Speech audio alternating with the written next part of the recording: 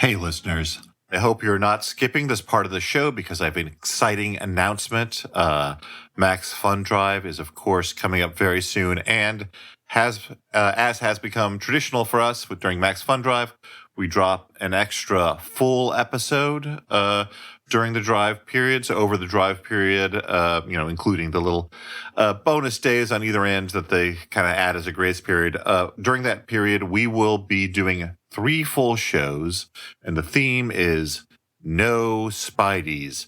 Yes, movies without Spider-Man. We'll be talking about Venom, The Last Dance. We'll be talking about Kraven the Hunter. We'll be talking about Heartbeeps, another movie that doesn't have Spider-Man in it. It's hard to find 3, but we did it. So I hope that the listeners, that's you, enjoy it, and I hope that you remember us come Max Fun Drive time, because you're what keeps this show running. Okay, back to the show. Hey, welcome to the Flophouse. I'm Dan McCoy. I'm Stuart Wellington. I'm Elliot Kalin. That's my name, and I'm telling it to you, and that's it. Okay, stop talking, Elliot, because we've got guests. We've got on the show, we have one of the writers of the Golden Turkey Awards, Harry Medved, and we have Harry Pallenberg. Am I saying that right? Who is the other Harry's producer on a new show. That's right. We have or 2 not Harrys. A new show, I guess. But some podcasts only give you 1 Harry. This podcast gives you 2 Harrys. It's extra Harry podcast today. Incredible value for the amount we're charging them. It's like they're stealing Harrys from us. Now, one half of the Harrys has to cut out a little early, so let's get to that stuff first. Let's get into it. Yeah. He's a TV producer. You guys met, as I understand it, on what is beloved by all of the California-based podcasters I know, a show called California's Gold. Is that true? That is correct. I'll let the other Harry take it. Go for it, Harry. That is correct. We were doing looking to do a show on movie locations, and Harry Medved had sent his book in called Hollywood Escapes, which is about movie locations. And we decided we picked Leo Creo State Beach, which is also known as Corman Beach, because Roger Corman filmed many excellent top movies there. And so we did the interview with Harry, and we got Roger Corman to come out. Oh, wow. And it was one of the more popular episodes, and our show is rather highly rated on PBS, but it was definitely one of the fan favorites. We got more mail and interest every time it aired, and Harry and I were like, wow, we should do a whole show like this. And so that was like 2009, and it took many years and starts and stops and other projects in between, but now we have a show called Location Land, which is just that. We travel around to movie locations and get filmmakers and actors and super fans and location scouts to tell us sort of the behind-the-scenes inside secrets. And when we did that show at Leo Creo State Beach, there were a bunch of other people who wanted to join us, including a director named Randall Kleiser, who did a little movie back in the 70s called Grease with John Travolta and Olivia Newton-John there. So we thought, there's so many other stories that we can tell. All these filmmakers, location managers, and actors want to go back and retrace the steps of all the classic films that they shot, whether it was Attack of the Crab Monsters or The Karate Kid. And so we thought we got to get the show going. Oh, those are 2 different movies. Yes, they're very Would have been a good one movie. Been a great one. Shot in the same exact area. But, sounds like a Corman movie. We actually did. Meet the Karate Kid. We actually did get Randall Kleiser on one of the Location Land episodes, and we drove down literally in the LA River that you've seen in countless chase scenes, including this concrete the road scene.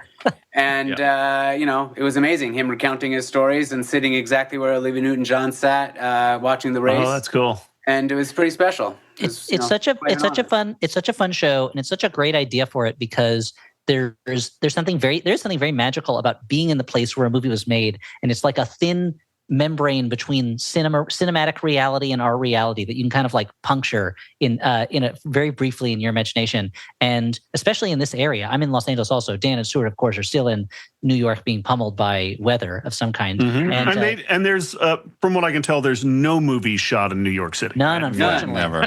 There's never been a movie shot or made or even set in New York by law. But when you're traveling around Los Angeles, it's just amazing, because so much of the movie making apparatus is here. How many of these locations have multiple lives as as places that movies and other stories have been made. It's really whenever a place that my family likes to go to is Vasquez Rocks, and whenever we're there, I'm like, I saw that rock in this Western. I saw that rock in this Western. That's the rock that Kirk is fighting the Gorn next to. Like it's just so it's really fun to see you going to these places and kind of bringing that magic to it. It's really cool. Absolutely. And there's a whole tourism. It's called set jetting, where people literally travel around the world. I know White Lotus has sort of put that back on the map, but well before White Lotus that was a thing.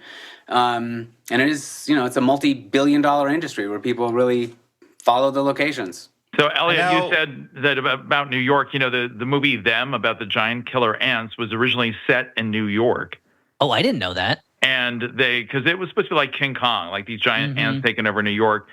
And apparently Warner Brothers couldn't get permission to actually shoot there. So somebody said, I just saw this other movie shot there in the storm tunnels underneath the LA River. Let's just go shoot there. And so they actually wrote a letter to the mayor of New York City saying, sorry, we're not going to shoot in New York. We're going to shoot in LA.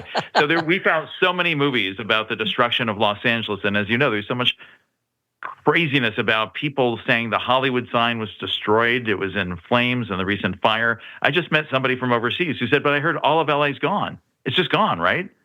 I saw it. I saw the Hollywood sign on fire. And it's like, no, this all came from AI and the movies. And anyway, you live not too far from some of the burn areas, right? And I think I'm very close. Unfortunately, it affected quite a number of people that we know. Luckily, we're fine where we are. But it was one of these very strange things. In that, to get serious for a moment, it was one of these moments where you do start to feel like I've seen this happen in the movies, and it feels like I'm in a movie right now, but not in a fun way, in a bad way. And the thing it felt like to me the most was being in New York during September 11th, which similarly was like, I've seen this in movies, but in the movie, it's not horrifying. Like in the movie, I'm okay with it, but not now. But it felt like a Roland Emmerich trailer. And exactly. LA. But it is true, Stuart. You made a good point that New York does have plenty of movies, and on the scale of how many King Kongs per city, LA is behind New York by quite a few King Kongs, at least three. Yeah. Elliot, shut up about King Kong, because we got to get all the juice we have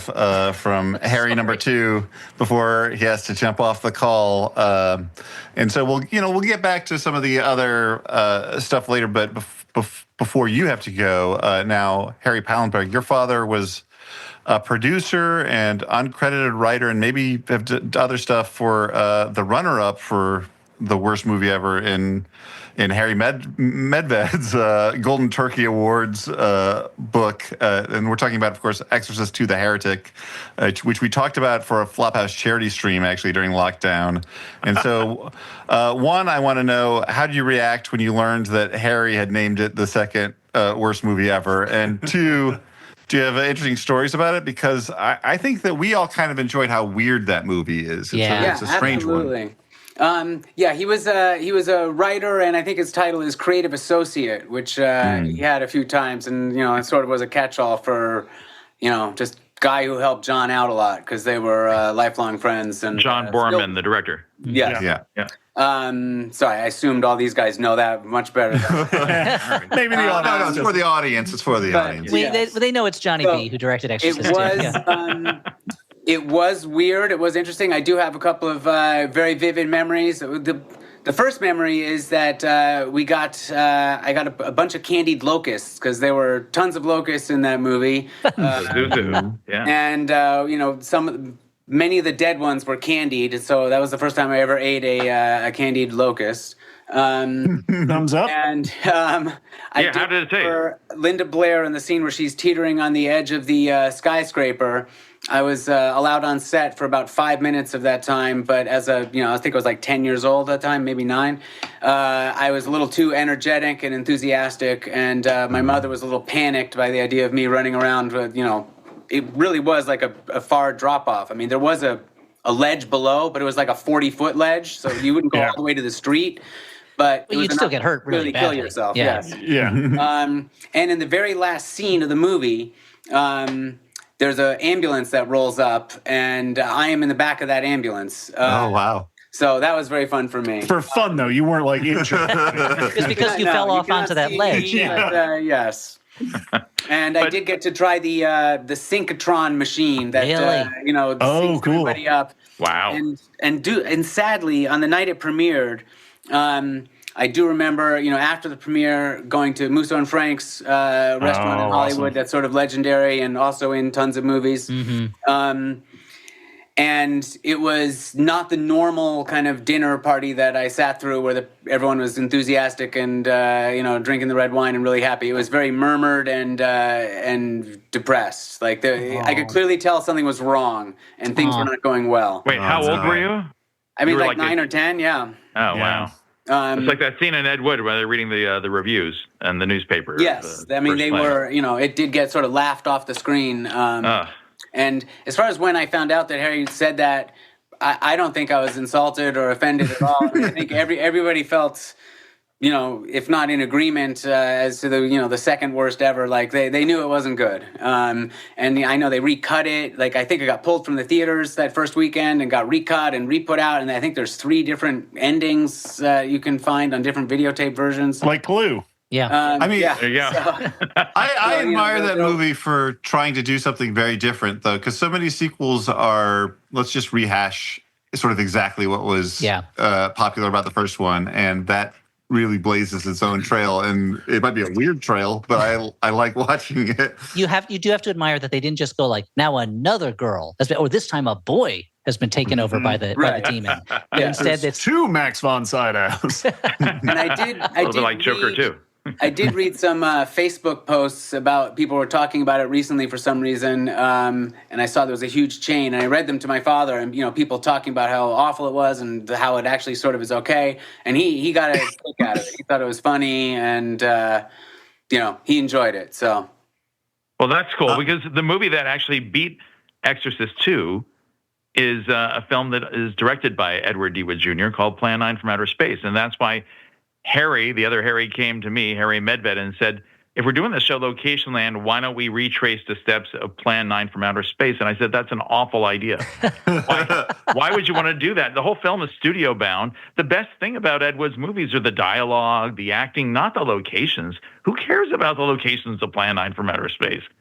But This is a question I wanted to ask, actually, because it's either a graveyard or it's an actor's house, or it's like in front of some cardboard in a small studio. So were you worried about that? But even finding like the actor's house, like when we got there, the guy who lived there, we were like waving at his house going like, hey, with Dana Gould was our guest because he does a live show where they do a table reading of the screenplay, actually.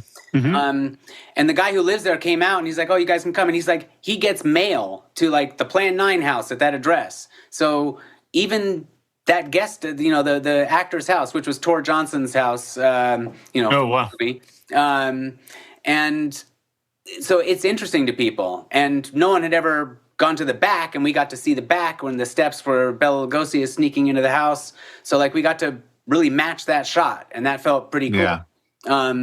And also, we matched the rosebush shot. Who knows if it's the same rosebush? I don't know if roses lives for 70 years. Let's say it does. Don't ruin my illusions. I want to say it's the same rosebush. Of course they do. 100%. But the studio also was interesting because, like the shot of Tor Johnson struggling up to get out of the ground. Like there's a hole in the ground in the studio, and no one had been in the studio before for location purposes. I mean, it's now a recording studio, so people go in there all the time, but no one went in there with our, lens, as it were. And, we got to look at that hole and try and decide, was that really the hole that Tor Johnson tried to crawl out of or not? And, you have to watch the episode to see, but. Yeah. And well, I mean, I don't know exactly how long you have, but I want to try and get these questions in while you're here. I was wondering, if it's a great canonical movie, there's a lot of research about it. With something like Plan 9, which is one of the most canonical bad movies, but I assume there's sort of less information out there. Was it harder to find the locations because of that? I think it was easy to find because it is sort of the canon of the worst movie ever. Has been hung on that film. Yeah, and people have done videos about it. They've looked at it. They looked for it. And Harry had written about it, obviously, extensively. So to me, it was easy. And also, I just relied on Harry to do all the legwork. Well, for me, thank you. It was hard for me because a lot of times, like just the police station in the movie where Inspector Clay, played by the 400-pound Swedish wrestler Tor Johnson, but he really inhabits the part of an LA police officer. Yeah. With that accent, yeah, Inspector Daniel Clay, and he's, a police officer called you. He's got that thick Swedish accent. But we found the police station just by going back to like old newspapers, newspapers.com, and trying to find out where was the police station in 1957 or 1958, whenever they shot it. I guess in the mid 50s, and now it's a Veteran of Foreign Wars building. So it was just really fun to kind of go around and do this movie archaeology. Because I don't believe anything I hear anymore, and I don't believe anything I find on the internet. We have to find the original sources from the newspapers saying they shot this film here.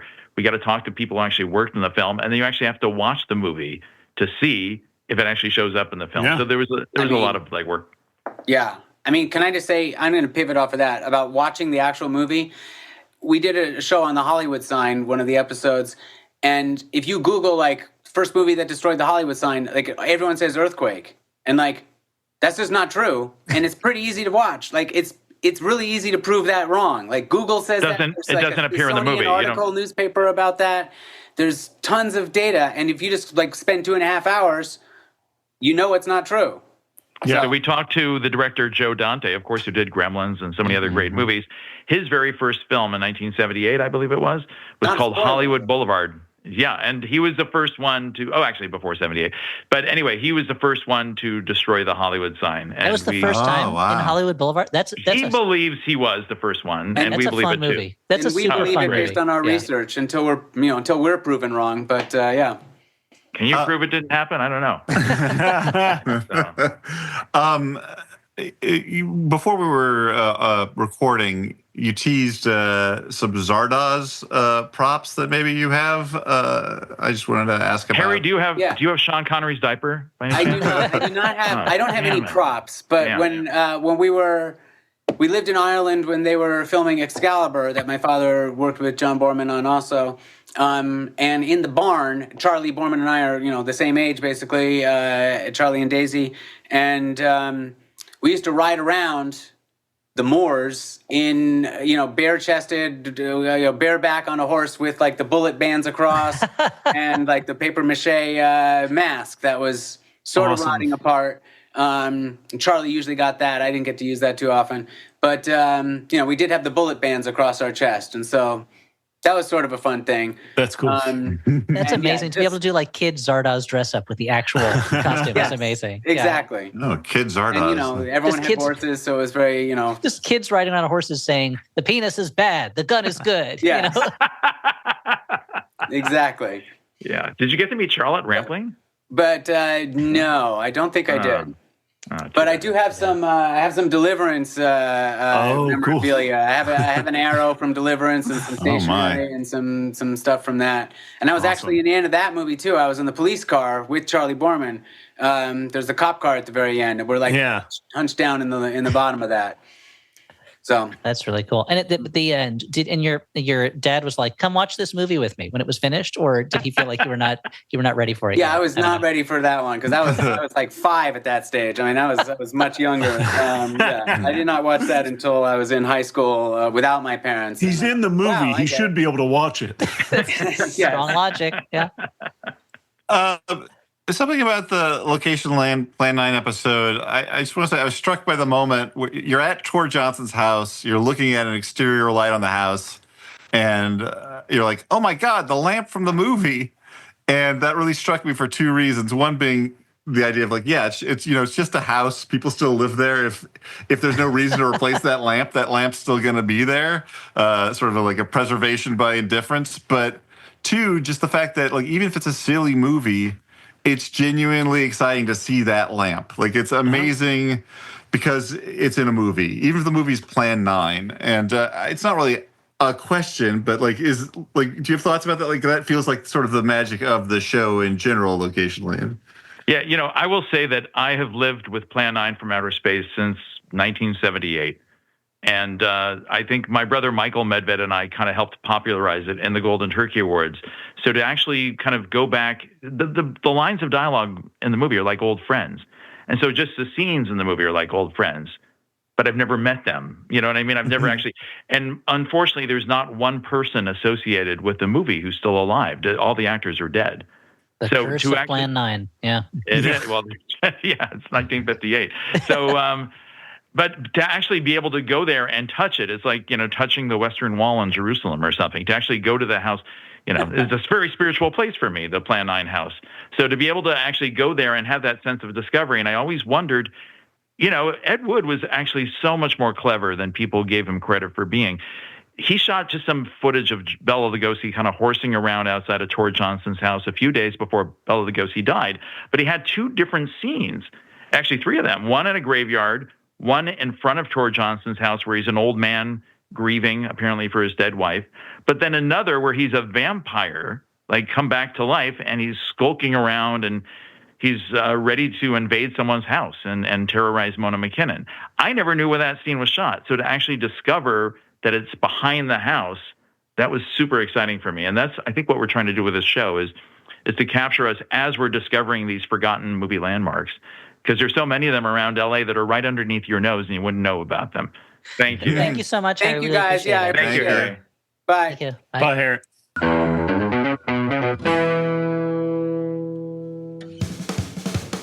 In 2 weeks. 2 weeks.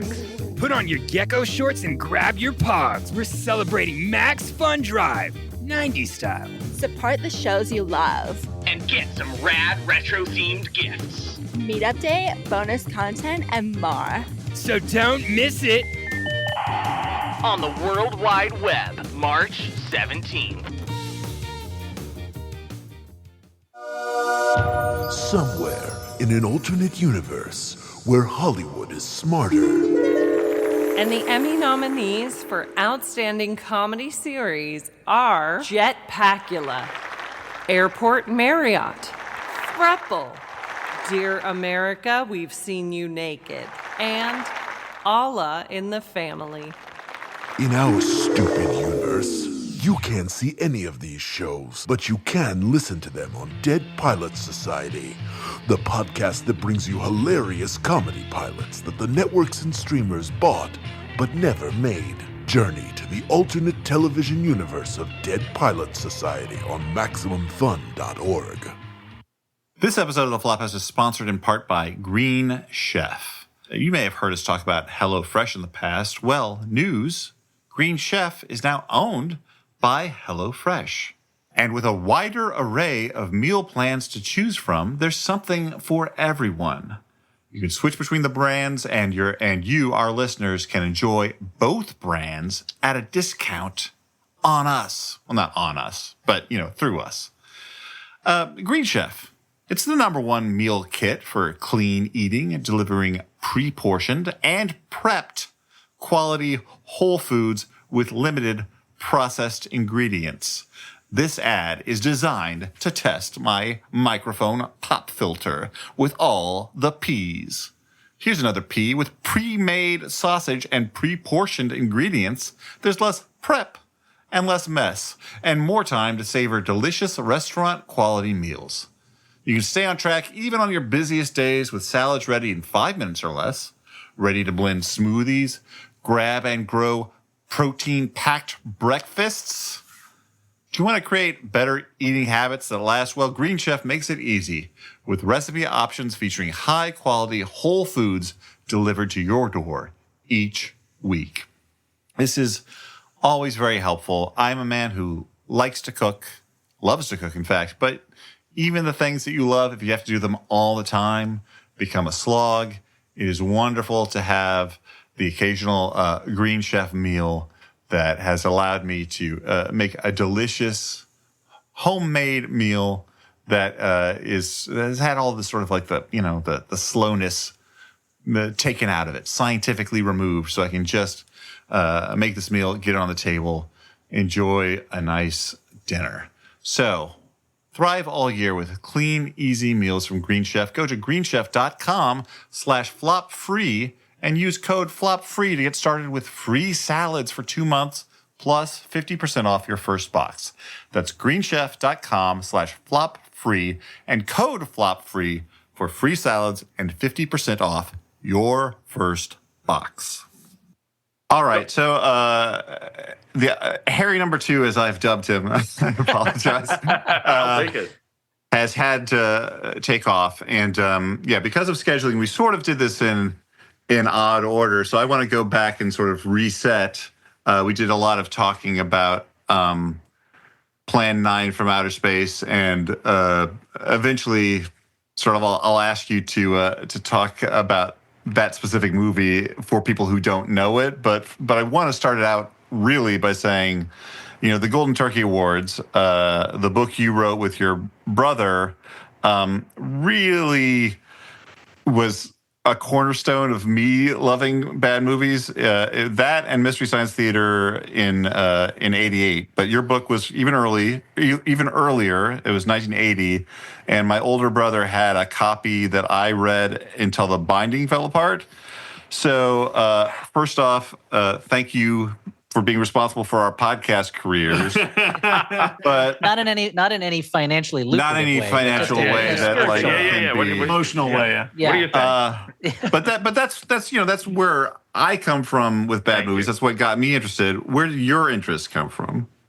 Well, thank you, Dan, for that. And it is like you guys were the very first show out there, the very first podcast on bad movies. I think so, right? I think that's true. I think that's true. I've been billing us as America's first bad movie podcast, probably. Yeah, certainly the first one that got any sort of attention. But just to piggyback on what Dan said just for a sec, similarly, I remember so clearly the first time I ever read the Golden Turkey Awards and like finding it in, I think, the house of my parents' friends, and just the eye-opening of quality of reading it and being like, oh, there's fun to be had with like bad movies. Like they're not just things to dismiss. There's something to be really done with them in a fun way. And so I'm as curious as Dan, because it's not like you didn't come into it through that book because you wrote that book. So it's not like the book didn't exist. So how'd you get there? Thank you, Elliot. Well, so two things. One, and thank you guys so much. I was 15 years old when I started working on the book called The 50 Worst Films of All Time, which predated the Golden Turkey Awards by 2 years. Mm-hmm. And it was my brother Michael Medved's idea. Michael had seen, I loved this book called The Great Films. It was a list of 50 classic films by a New York Times film critic named Bosley Crowther, and I kept checking it off. I wanted to go out and see every one of them. Now, this is back in the days, the 70s. It really shows how old I am, but you couldn't see these movies in theaters. They didn't come back, just rarely. Yeah. You had to watch them on TV in the middle of the night on what they called the Late, Late, Late Show. And my brother kept thinking, my God, why doesn't anyone do a book on the worst films of all time? And also, there was somebody who predated us, and that was the Harvard Lampoon, of course, the student humor magazine. At Harvard, they had their movie worst awards for many, many years. Now, if you go back and look at some of them, it's shocking. I just looked at from the 70s. Here's some of their worst films of the year: Day of the Locust, Barry Lyndon, Tommy, Shampoo, Coming Home, The Goodbye Girl, Oh God, and The Turning Point. Oh, and Flashdance. And Return of the Jedi. Yeah. So it just shows. I can see how a bunch of young Harvard guys would be like, these movies don't have anything to say to me. They stink, yeah. And so we were kind of like that. Barry Lyndon, what a stinker. Right. Ryan O'Neal won Worst Actor. Oh, by the way, they also gave the Wrong Way Corrigan Award to a young director named Steven Spielberg for turning King Kong into a fish story and tried to pass it off as great cinematic art with Jaws. So Steven Spielberg got like a movie worst award for directing Jaws. That's a very odd reading of that movie. I don't know. Does this have any relation to the Razzies?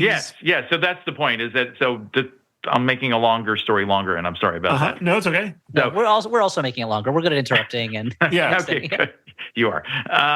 So I was working as a ticket taker in high school as an usher at the Village Theater in Westwood. My manager was a guy named John B. Wilson, and he noticed how much I loved bad movies, and he knew I was working on a book called The 50 Worst Films of All Time. We decided to follow it up with a book called The Golden Turkey Awards, which was our satire on the Academy Awards, on the Oscar. And he said, "Are you guys going to do this every year?" And I said, "No, man, we're doing this as a lark. It's fun. I'm still in high school." And he said, "Well, I want to do something called like a Golden Raspberry Awards. Would you be cool with that?" I said, "Dude, go for it. I love it." So he started the Razzies in about 1980, right after the Golden Turkey Awards was published. And he made us honorary founding members of the Golden Raspberry Foundation. So the Razzies followed the Golden Turkey Awards. So it always makes me laugh when people say, oh, is this kind of like the Golden Raspberry Awards? The Golden Raspberries are a little bit like the Golden Turkey Awards. But at any rate, there was precedence. There were people writing about bad movies before we did. But in our book, The 50 Worst Films of All Time, we also put in a lot of sacred cows, kind of like what the Harvard Lampoon did. We put in movies like Last Year at Marienbad and Ivan the Terrible. We even picked a movie that was playing at my local theater where I was working at the time called The Omen. And that's a film that is actually a very good movie.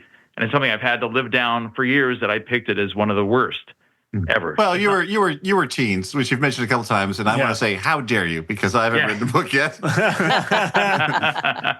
There you go. How old were you when you saw the book, Dan? You must have been a kid. Oh, yeah. I mean, I think I was digging into it when I was like 7 or something, like far too young. I'm sorry, man. I'm sorry for perverting your child. Oh, no. That's why he's here. It warped my brain in probably a good way. I mean, you'd be a serial killer now if you didn't have bad movies. Yeah. What's that?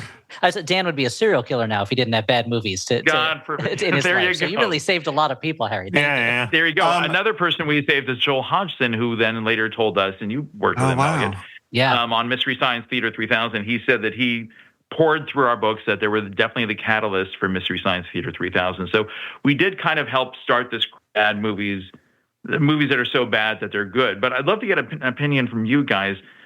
What really makes a bad movie? And for you, what is a good bad movie? I know, Stuart, you've talked about that sometimes. Sure. What is an entertainingly bad movie versus like a depressingly bad movie like Here, which I haven't seen, but I feel like I've seen it because I've listened to your podcast on it. Robert Zemeckis' film. You saved me actually a lot of time and money by listening to the show. We're very happy that we could have done that. If we can warn one person away from here, then we've done our job. Yeah, I feel like, I mean, like a bad movie. I mean, the hardest thing, the thing doing the show as long as I have, the thing that I keep running into are there's like the different tiers of bad movies, whether it's just like a wrong-headed, overly cooked studio thing where there's just like so many cooks involved, it's been re-edited and like mushed together, and it's just this like soulless mess. And those, I think, are probably the worst. The ones that are the best are the ones that are like passion projects from like a visionary director who has a clear vision. It's just probably not the right vision, but you get to see that like ego like on screen. Like you get to see the director's entire personal self revealed on screen, and those are the good ones. Yeah, and those are the ones we like to concentrate on. I don't. You guys somehow make it entertaining when you're talking about those depressingly bad movies. God love you. Yeah, I don't know how you do it. It's not entertaining when you're watching it, but it's entertaining to listen about you guys dissecting it. I don't know how that works. There's something about a movie where, and I think this goes along with what Stuart's saying, where someone's ambition so far exceeds either their ability or their resources or their grasp. And I think that's one of the magical things about Ed Wood's movies in particular is he is trying so hard and he's reaching so far, but his arms are so short that he's falling so far short of what he's trying to do. And there's something kind of like the movie Ed Wood captures that it's so nicely in a positive way. Brilliantly. There's something kind of beautiful about someone trying so hard for something that everyone else can really see, like you can't achieve this. And he's refusing to not achieve it. And what you end up with is something where it almost feels like he is recreating the rules of what a movie is and how it operates. Like there's certain filmmakers who are so off the target that you're like, I don't know if they're inventing a new film grammar that is going to look look beautiful in the future or what. Like it's like you hear a song in another language and you're like, this is affecting me and I don't understand what it's saying. Like this is, Yeah. No, it's interesting. It's interesting that you say that, Elliot, because I actually had a question for you, Harry, that was sort of along these lines. And when I was talking about what we call on the show good bad movies, I think that there's like a feeling that they're exuberantly inept in some way. Like the stuff, like Stuart said, that is soul killing is the stuff that is aiming for mediocrity and either succeeding or failing. But the stuff that comes from the heart and fails is sort of beautiful still. Yeah, and it could just be a movie that has a character has one really weird line reading, and you're like, that's amazing. I don't know. It doesn't achieve what it's trying to achieve, but it makes me happy for some reason. I have a theory, and I'd love to get you guys to give me your opinion on this, which is I really think that Ed Wood had a sense of humor about his scripts. I think that many of the line readings just killed the jokes. And that's what makes them funnier, is like the actors didn't get the joke. Like if you think about when Duke Moore, who plays the detective in Plan 9, says, one thing's for sure, Inspector Clay's dead, murdered, and somebody's responsible. He didn't get it. It was supposed to be a joke. He delivered it like it was a Sherlock Holmes deduction. But I'm sure Ed Wood wrote it as like, he's dead, murdered, and somebody's responsible. It was supposed to be a joke. I think Ed, the director, the reason why we called him the worst director of all time in our book, The Golden Turkey Awards, is because he subverted Ed Wood, the screenwriter, who actually had some really clever lines. And he was so quick and on such a low budget that he didn't do retakes.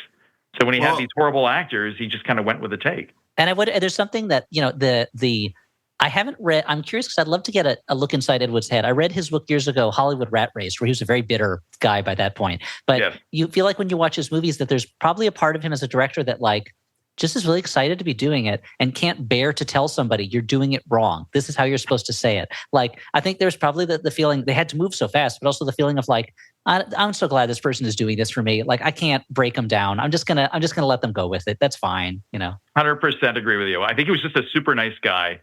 Yeah. And, unfortunately, I think a lot of people over the years have criticized the Medved brothers, my brother Michael and myself, for being condescending, a little bit patronizing towards Ed Wood's work. As I go back and I reread our work from 40 years ago or whatever, I kind of get a little bit of that, but we've always loved his movies. And from everybody that we interviewed, and we were the very first ones to tell the story of Ed Wood, he was just the nicest guy in the whole world. Everybody just said he would give you the shirt off his back. And I think it's kind of tragic, in my opinion, that we didn't discover him until right after he died. I remember going down to rent some of these movies because, we'd be up late at night and I'd be falling asleep in my high school class and my teacher would nudge me and say, "What are you doing asleep, Medved?" And I said, "I'm really sorry. I was up till 4 o'clock in the morning watching Santa Claus Conquers the Martians for a book that I'm working on."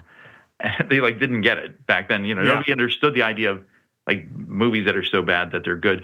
But we went to this 16 millimeter rental place, and that's where Ed Wood used to go to rent his Westerns that he would watch at home, apparently. I don't know how he had the money to do it back then because he was running out of money. He was kind of getting a lot of liquor. He strikes me as the guy who would not pay for food, but would pay to rent film. Run at his house. Yeah. There you go. But anyway, so I remember somebody told me, you'll find him down there and talk to the guys at Budget Films. And when I showed up, somebody told me, "Yeah, you just missed him." And I went, "Oh, well, is he in the neighborhood? When is he coming back?" I said, "No, he just passed away." And I was sad about this because I think he would have enjoyed all this attention. I mean, I don't know if you guys ever talked to Neil Breen or any of the people that you roast on your show, but I'm assuming these guys love it.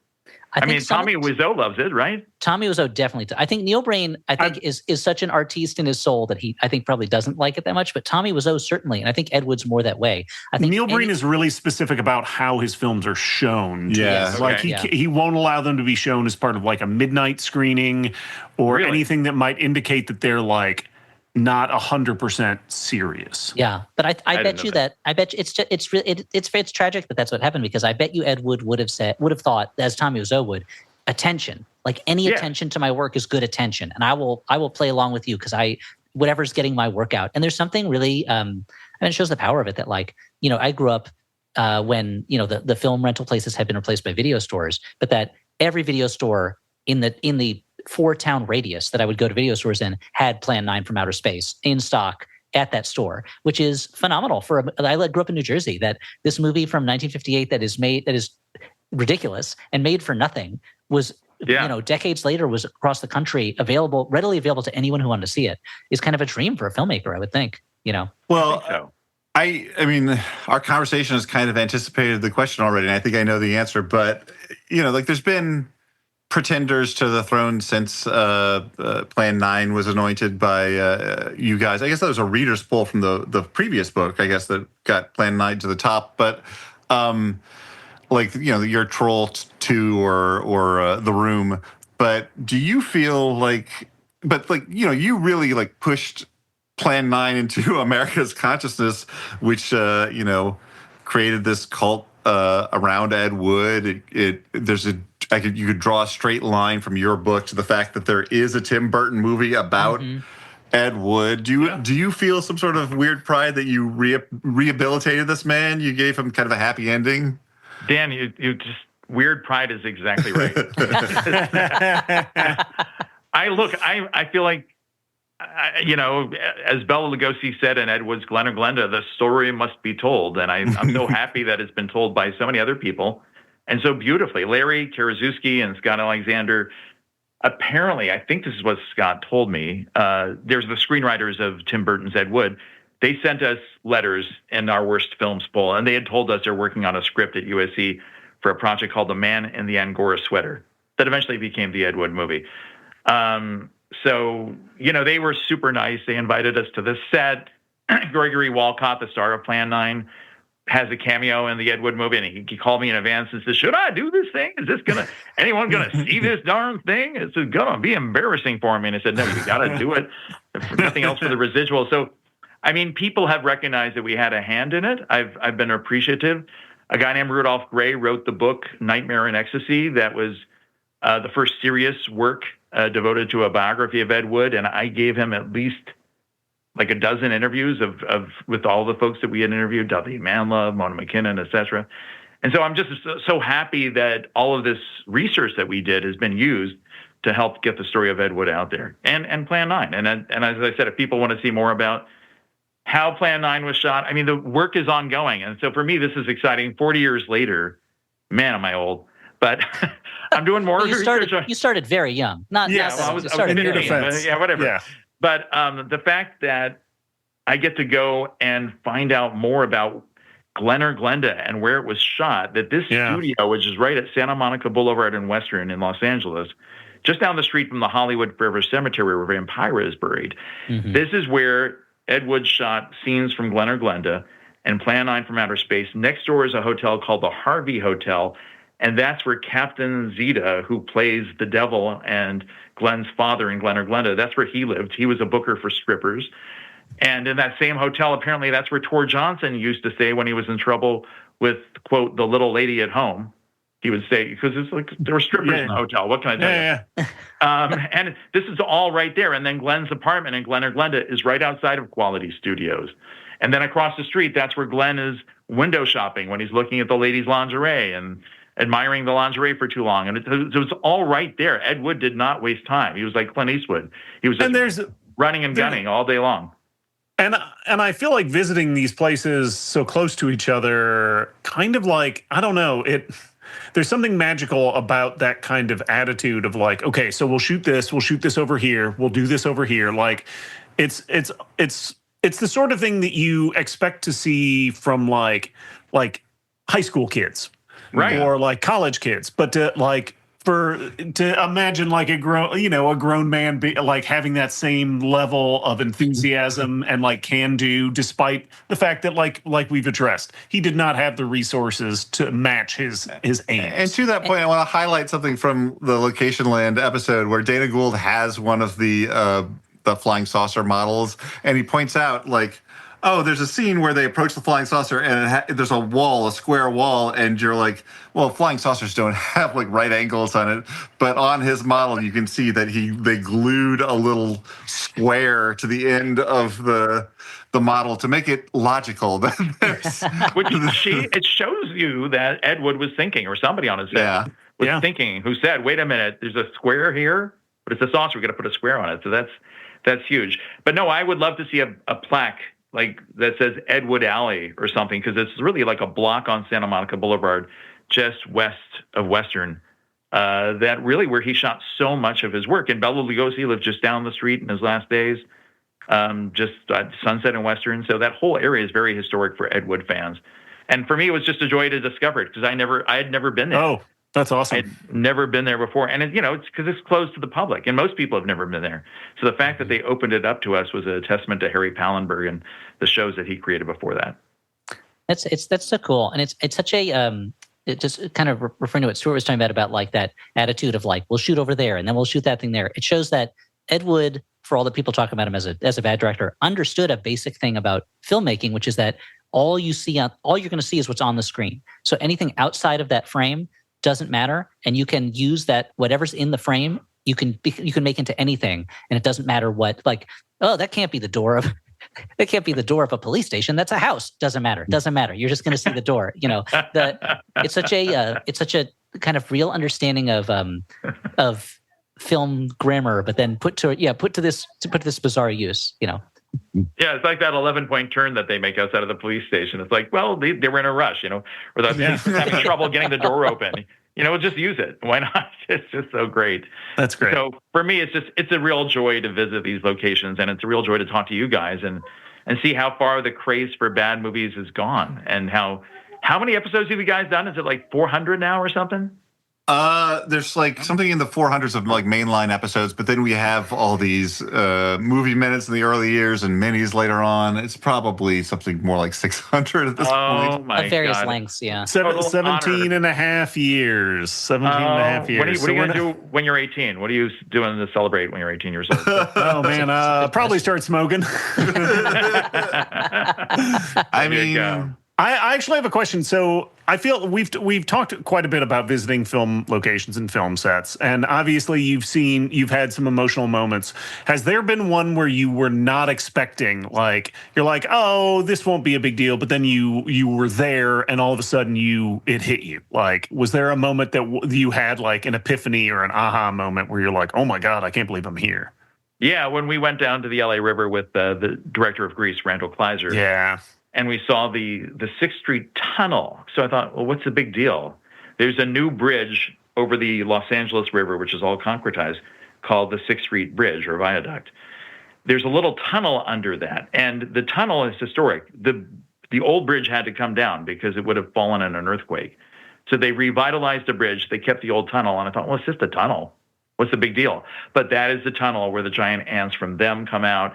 It's a tunnel that you see in Cleopatra Jones. We found the first film noir shot there called Roadblock in the early 1950s.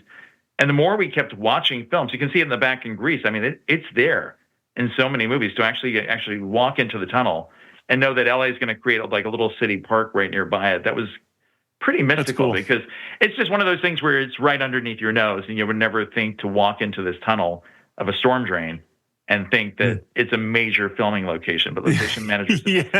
And that is the one thing, and by the way, just to get serious for 1 second, location managers are the unsung heroes of the film industry. Yeah. So a lot of these guys in Altadena, Elliot, right near you, and also over in the Palisades, are trying to help the fire victims of Los Angeles reclaim some of their losses with FEMA and with insurance claims because they took photos of their homes when they were shooting in their homes. So they've got these scouting photos. So if people are trying to say, yeah, I have these very valuable hats over here or whatever, they've got the photos of it. And so if anyone listening to this podcast is in Los Angeles and has been affected by the fires or no fire victims, please check out scoutphotos.org. We did a whole Location Land episode on that too. Oh, wow. Yeah. And we're also planning to do something on the history of Altadena in the movies and the history of the Palisades in the movies. Well, on that, to seeing those, it's going to be good to have that remembered and to have it commemorated, and it's just shows you, like you're saying, location scouts, location managers are such a backbone, and they really get the credit they deserve for making these things, these like amazing memories that we all share from the movies, making them possible. And they're helping their neighbors in the community. I mean, they always have, but that's what they're like, the liaison between the film industry and the neighborhood. So, we're hoping LA is going to rebuild soon. And filming will come back to Los Angeles. I've seen it already. I know that there's a film just shot on Venice Beach recently. And so we're going to be following their footsteps as they come back to Los Angeles and film some more. On that very sweet note, we should start winding down. I want to say that when I told my brothers that this was happening, my brother Robert said, well, what are you going to do now that you've peaked? And I'm like, I don't know. Because it really is quite mind-blowing to know that just as you inspired us back in the day, that now that you have listened to our show and the Circle, I love it. Are you kidding? The Circle. Thank you. Wow. You've introduced me to so many movies that I would have never seen or that I don't want to see because I listen to yours. Right answer. Useful service. Exactly. So thank you. We'll, of course, put a link to the Plan 9 episode specifically in this episode, but you should watch Location Land in general. I don't know if there's anything else you want to plug before we sign off. No, I just keep passing the torch for more bad movie fans because I don't know. When I was a kid, people thought it was just so weird that I was into bad movies. Like, why would you want to spend good money on a bad movie? Like, there was a film critic, not Roger Ebert, but when we asked a bunch of film critics for their list, a guy named Charles Champlin, not Chaplin, but Champlin at the LA Times, he wrote to us and said, you have to understand that I don't see the worst films except by accident. Life is too short, and I can take suffering or leave it alone. And that's the way that people used to look at bad movies. It was like people say, like, why are you laughing? This is horrible. It's like, but we're laughing because it's like somebody slipping on a banana peel. It's like, it's funny. I'm sorry. I can't help myself. But it's like the fact that 40 years later, you guys are still doing this show and 600 episodes, you said? Almost? Around that, probably in total. I mean, one of these days, people will figure it out and they won't be able to make bad movies anymore. Once they've cracked the code, we're almost there. Someday. I hope not. Then we're all out of business. I mean, there are days that I think that we provide a dubious service, but I like your attitude that, like, you know what, we're finding joy where we find joy, and that's good. It's amazing. Hard to do, but you guys do it really well. Thank you. Thank you so for much blazing the trail for us. We really appreciate it. Thank you. Before we go, thanks to our network, Maximum Fun. Go to MaximumFun.org for other great shows. Thanks to our producer, Alex Smith, for making us sound good. You can find him online as Howell Doughty. But for this episode, I've been Dan McCoy. I've been Stuart Wellington. I've been Elliot Kalin. And we've been joined by Harry Medved.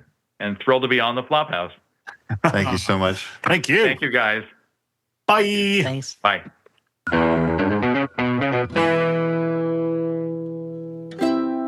Maximum Fun, a worker-owned network of artist-owned shows. Supported directly by you.